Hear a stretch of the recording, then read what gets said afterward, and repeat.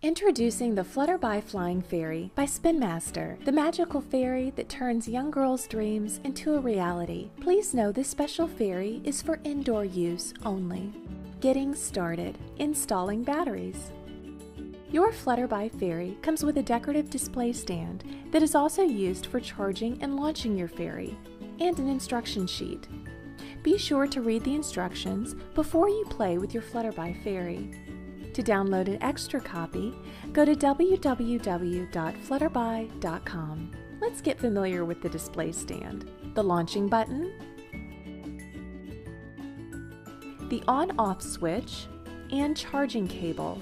The base controls everything. It both charges your fairy and can start and stop its flight. Before every flight, always ensure your Flutterby Fairy is fully charged.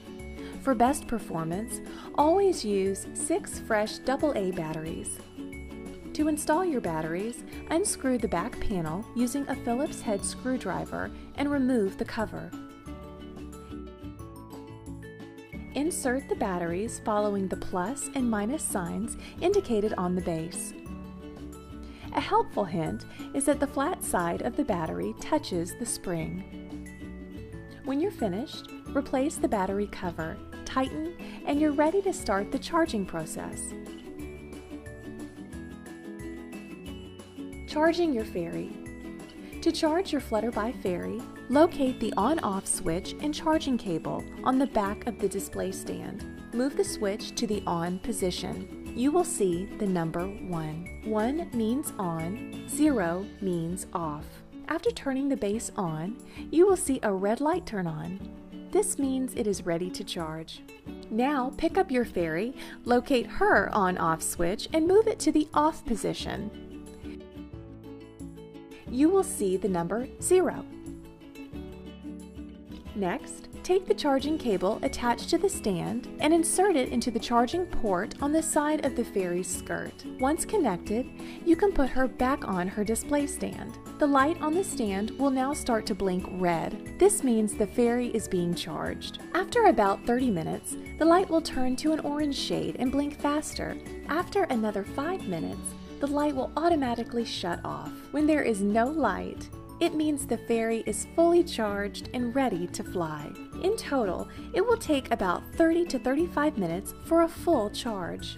Finally, remove the charging cable from your fairy and switch the display stand back to the off position. This will reset the stand before you can begin flying. Flying your fairy. Always fly your fairy indoors in a wide open room without vents, fans, bright lights, or devices like remote controls. These items can interfere and make it difficult to control your fairy. To begin, switch both the stand and the fairy to the on position. You'll notice a yellow-colored light will flash inside the fairy's skirt. This means she is charged and ready to fly. Now put her back into the stand and put the unit on a horizontal flat surface. Double-check her petals are down and can move freely. The red light on the base means she is ready to fly. Push the button on the front and watch her take flight. Guide her with your hands as she dances across the room. She will fly with you between 5 and 6 minutes before she needs to rest and recharge. Stopping the fairy in storage. To stop your fairy from flying, push the button once to make her come down slowly, and twice if you want her to stop flying right away. There's no need to worry about damaging your fairy when she drops. She's built with durable materials, resistant to impacts. To store your fairy, place her in the stand and make sure both the stand and the fairy are turned off. Always remember, you may need to charge her again before her next flight.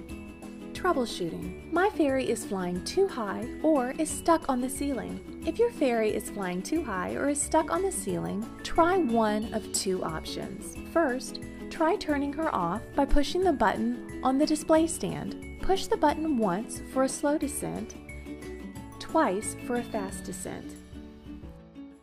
Then, reset the on-off switch on her skirt. This will recalibrate her flight. If that does not correct her flight, try launching her from the floor instead of a table. She is sensitive to light and will fly higher depending on the color of the floor or brightness in the room. My fairy does not hold a charge.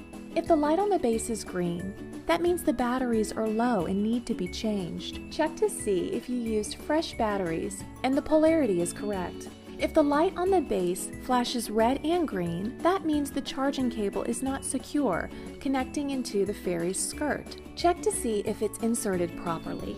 My fairy does not lift off properly. Check your batteries to ensure she is getting a strong charge. Also, check the wings, making sure they can move freely. Finally, make sure the fairy is standing straight in the base and the pin she rests on is not bent. What if the fairy hits the wall?